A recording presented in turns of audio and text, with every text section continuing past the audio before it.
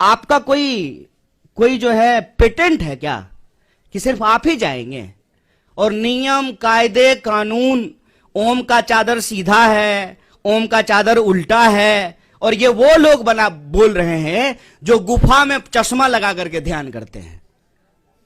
ये जो चल रहा है, इससे मैं बस एक अर्थ निकालता हूं कि इन्होंने बहुत कोशिश की कि इस यात्रा को इग्नोर किया जाए। इनसे इग्नोर नहीं हो पा रहा है। बहुत प्रयास किया, बहुत समझाया अपने कार्यकर्ताओं को कि यात्रा गुजर जाए, बिल्कुल खिड़की दरवाजा बंद कर लेना। इंसान की अपनी भी इच्छा होती है कि राहुल जी गुरुद्वारा जाते हैं तब भाजपा ठीक रहती है, राहुल जी जब चर्च जाते हैं तब भी बीजेपी को कोई दिक्कत नहीं है, राहुल जी जब मजार पे जाएं, मस्जिद पे जाएं, तब भी भाजपा को कोई प्रॉब्लम नहीं है। मंदिर में जाते ही ऐसा लगता है जैसे भाजपा वालों को कोई जमाल गोटा खिला दिया हो, अचानक से दस्त होना शुरू हो जाता है। क्या प्रॉब्लम है आपको? हम खास तौर पे भारत जोड़ो यात्रा को लेकर के सरकार का और भाजपा का क्या रवैया रहा है, उस पर बात करेंगे। मैं सबसे पहले आपको यह कहना चाहता हूं कि आप सब लोगों ने देखा है शुरू से ही, जब से इस यात्रा का अनाउंसमेंट हुआ है, जब से इस यात्रा की घोषणा हुई है, खास करके भाजपा ने इस यात्रा पर चौतरफा हमला करना शुरू कर दिया। इसके अलग अलग बिंदु हैं। सबसे पहला हमला यह बोल करके किया गया कि भारत तो जुड़ा हुआ है, क्या जोड़ने के लिए निकले हैं? भारत जो है दुनिया की सबसे बड़ी अर्थव्यवस्था बन चुका है। मोदी जी के नेतृत्व में हम लोग जो है दोबारा विश्व गुरु बन चुके हैं। भारत लगातार जो है विकास कर रहा है। तो ऐसी कौन सी जरूरत आन पड़ी है कि आपको भारत जोड़ने की जरूरत है? आप लोगों ने यह सवाल कहीं ना कहीं सुना होगा, देखा होगा, आपके व्हाट्सएप पे आया होगा, आपने जो है अपने टीवी चैनल पे जो है बीजेपी जब बोलती है इसको तो इसको चलाया होगा, और चर्चाओं में भी भाजपा के लोग बार बार ये बोलना शुरू किए कि भारत तो जुड़ा हुआ है, तो क्या जोड़ने के लिए निकले हैं, इसकी जरूरत क्या है? तो मैं एक काउंटर सवाल आज उनका जो ये हमला था उसका करना चाहता हूं कि भारत जब जुड़ा हुआ है और भारत जोड़ो यात्रा की कोई प्रासंगिकता ही नहीं है आपके नजर में, तो आप इसकी चर्चा क्यों कर रहे हैं? हेल्थ मिनिस्टर इतना इंपॉर्टेंट पोस्ट होता है, उनको क्या जरूरत है इंक बर्बाद करने की, पेपर बर्बाद करने की, भारत जोड़ो यात्रा को लेकर के लेटर लिखने की? जिसकी जरूरत ही नहीं है उनके नजर में, उसकी चर्चा वो क्यों कर रहे हैं? पहला प्रश्न उनसे पूछा जाना चाहिए। हम ये समझते हैं कि देश जुड़ा हुआ है जमीनी तौर पर, भौगोलिक तौर पर, देश जुड़ा रहे भावनात्मक तौर पर भी, क्योंकि देश हमेशा देश के लोगों से बनता है। लोगों को हटा करके कोई देश नहीं होता है। देश के लिए लोग भी जरूरी होते हैं, जमीन भी जरूरी होती है, और देश की संप्रभुता, उसकी आजादी भी जरूरी होती है। हमारे पास संप्रभुता है और उसी संप्रभुता के आधार पर जो है हम अपनी सीमाओं को लेकर के, सुरक्षा को लेकर के सरकार से सवाल पूछते हैं कि हमारी संप्रभुता अक्षुण्ण रहे। देश हमारा जमीन से जुड़ा हुआ है, लेकिन देश के लोग भी जुड़े रहे ना। जब इस देश के लोगों को उनके पहचान के आधार पर बांटा जाता है, उनके अंदर भेदभाव पैदा किया जाता है, एक के खिलाफ जब दूसरे को खड़ा किया जाता है, तो देशवासियों को आपस में तोड़ने की कोशिश की जाती है। और देश अगर भावनात्मक रूप से नहीं जुड़ा रहेगा तो आप जमीन से भी बहुत देर तक जोड़ के नहीं रख पाएंगे। इसीलिए देशवासियों को आपस में जोड़ना जरूरी है। और पहले दिन से हमने कहा कि यह यात्रा दिलों को जोड़ने की यात्रा है। हम चाहते हैं कि देश में मोहब्बत हो।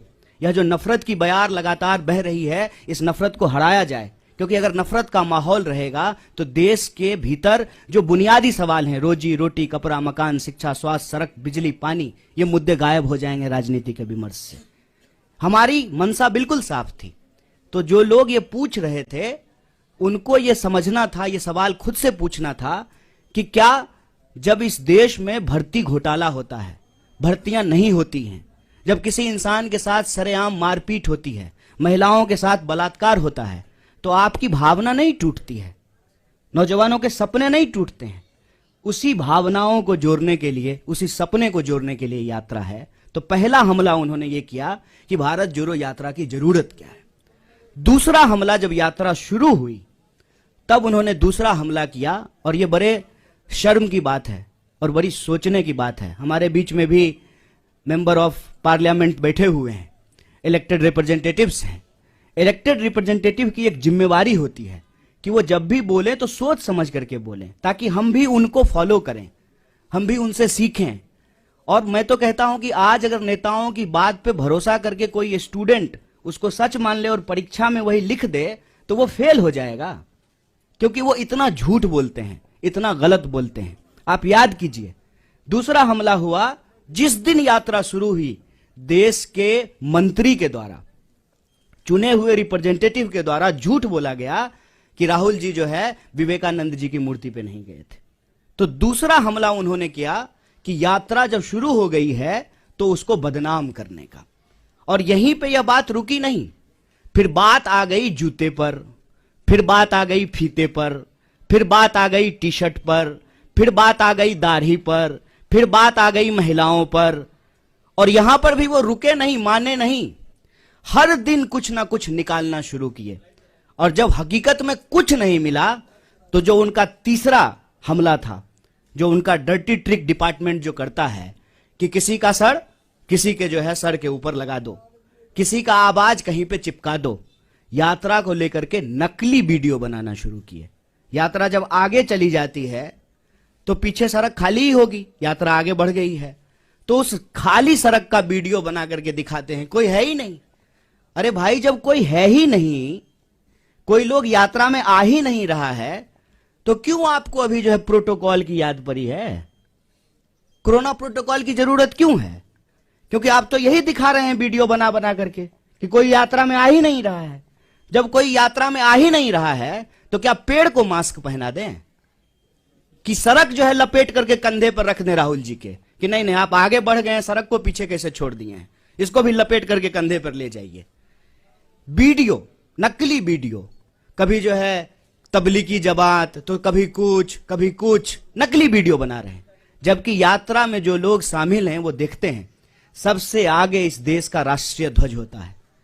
और जयराम जी, दिग्विजय सिंह जी, इनसे हम नौजवानों को सीखना चाहिए कि लगातार वो उस झंडे के साथ चलते हैं। हमारा सेवा दल जो हमारे स्वतंत्रता आंदोलन के जमाने के जो गाने हैं उसको गाते हुए चलते हैं।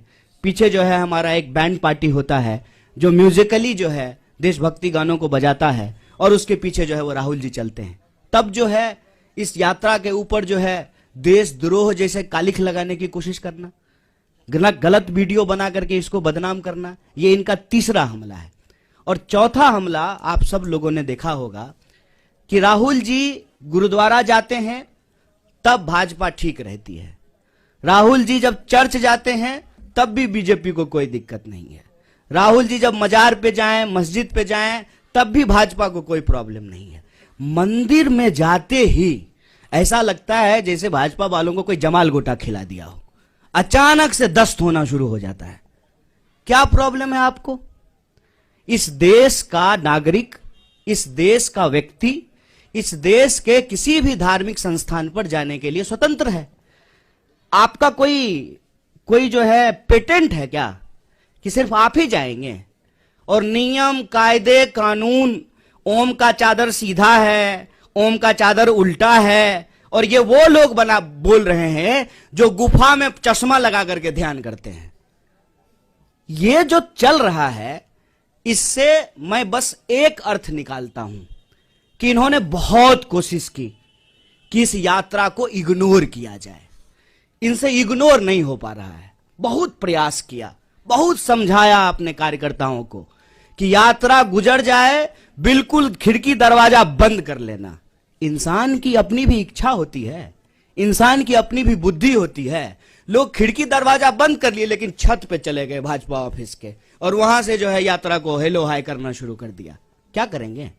क्योंकि यह यात्रा जिन सवालों को लेकर के चल रही है ना, वो कांग्रेस के सवाल नहीं है, वो देश के सवाल हैं। ये यात्रा इसलिए है कि इस देश में दिहाड़ी मजदूर आत्महत्या कर रहे हैं। रिपोर्ट उठा करके देख लीजिए। यह यात्रा इसलिए है कि इस देश के नौजवानों के सपने टूट रहे हैं। अब किसान के साथ साथ नौजवान भी आत्महत्या करने पर विवश हैं। आप व्यापारियों, छोटे व्यापारियों की हालत जाकर के देखिए कि किस तरीके से उनके उद्योग धंधे, उनका कारोबार जो है वो समाप्त किया जा रहा है। आप महिलाएं जब इसमें शामिल होती हैं तो उनका एक ही सवाल है कि हम सुरक्षा चाहते हैं। जिस तरीके से आज महिलाओं के ऊपर अत्याचार बढ़े हैं वो उससे सुरक्षा चाहते हैं। अपने अपने मुद्दों को लेकर के जवान, किसान, नौजवान, महिलाएं, मजदूर, व्यापारी, प्रोफेशनल्स, मीडिया के लोग, पुराने प्रोफेसर्स, फिल्म से जुड़े हुए लोग, तमाम तरह के लोग इस यात्रा में शामिल हो रहे हैं। और जो दल की सीमा है, उस दल की सीमा से परे जाकर के यह यात्रा देश की यात्रा बन चुकी है। इसीलिए इनका जो क्लेम था ना कि सबसे बड़े देश के लिए, देश हित में सोचने वाले ये हैं, तो ये एक्सपोज होना शुरू हो गए हैं और इससे इनको घबराहट है। इनको मालूम है कि कांग्रेस पार्टी इस देश की सबसे बड़ी विपक्षी पार्टी है। इस पार्टी ने इस देश को आजादी दिलाई है और आजादी के ऊपर जो आंच आई है उसको लेकर के डट करके कांग्रेस सड़कों पे उतर गई है, खड़ी हो गई है। तो अब इनको चिंता सताने लगी है, इसीलिए अब नया बहाना आया है।